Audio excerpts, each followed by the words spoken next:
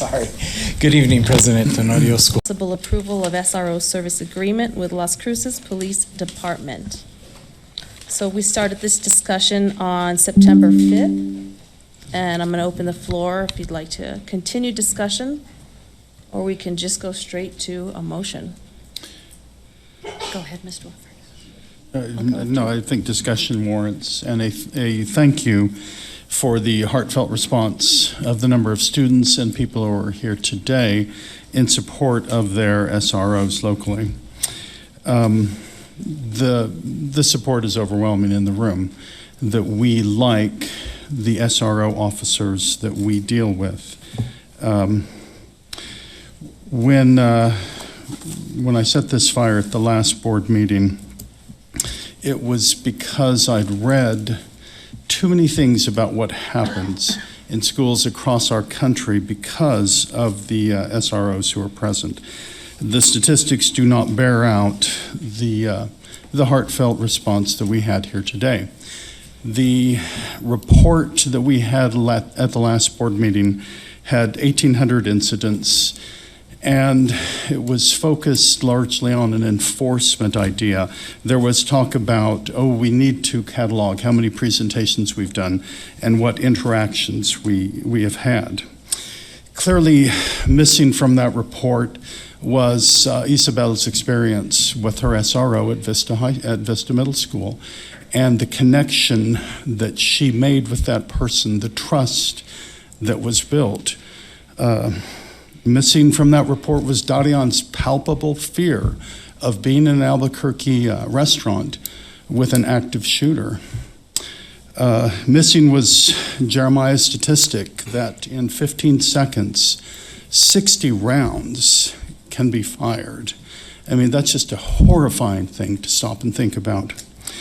My trouble is I read, and when I look at the statistics about what's happening with SROs, it does not have that. That is not what my reading is telling me. What and I read many ERIC reviews, educational resource clearinghouse abstracts, Department of Justice, Department of Education information, and what they told me was that there is no link to a decrease in school shootings with an SRO present. That our schools are not safer with SROs in the building, but our emotional and our connected response to the person in our building tells us otherwise.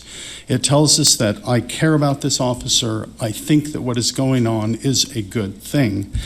And so to measure perception and heartfelt, again I say that word, connection with people to logic and to statistics gives me some cognitive dissonance. I mean, I see that there's an emotional response here. We want these people. They make us feel safer. I read, however, that they don't actually make us safer. And then what I read is that disproportionately Black and brown students are less safe because of SROs. And the statistics that we were giving may bear that out. Of the 77% of Hispanic students in our district, 5% more were likely to have an interaction or did have interactions with the SROs. Of the 17% of Caucasians in our district, 5% fewer than that 17 had interactions with an SRO leading to some sort of citation. And fully half of the children in LCPS are economically disadvantaged, but 60% were likely to have encounters with SROs leading to the juvenile justice system. And those are the faces we do not see tonight. Those kids who are part of the school to prison pipeline. And that's what concerns me so much.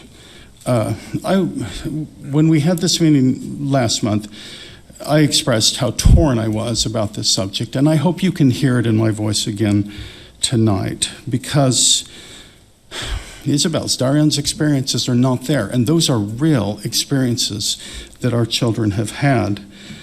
But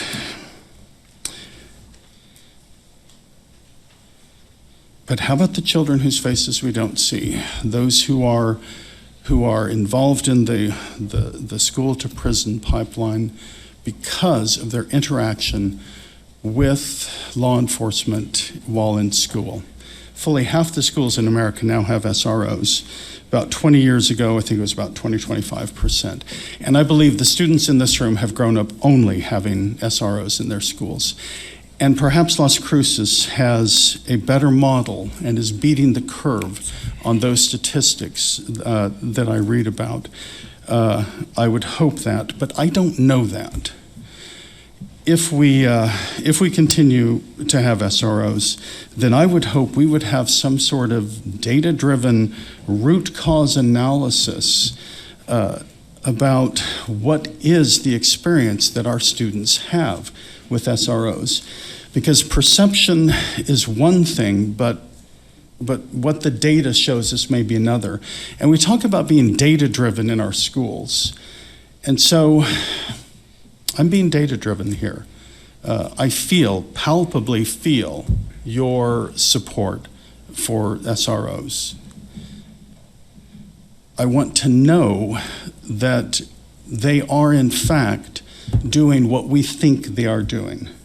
So if SROs are approved for next year's, this next school year, I would hope that we would have periodic reports, that we would find out that we would have some real data showing us what's going on, because the data you gave us did not,